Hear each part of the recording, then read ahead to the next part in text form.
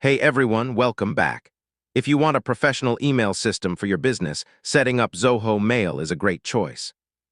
In this full guide, I'll show you how to set up Zoho Mail step by step in 2026. First, go to Zoho Mail and sign up for an account. You can use your email or create a new business account. Next, choose a plan. Zoho offers free and paid options depending on your business needs. Now add your domain name. This lets you create professional emails like your name at your company. Zoho will ask you to verify your domain. This usually involves adding a TXT record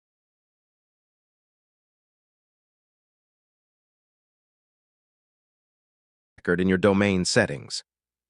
Now create email addresses for your team like info@ or support@ to receive emails. You need to set up MX records in your domain settings.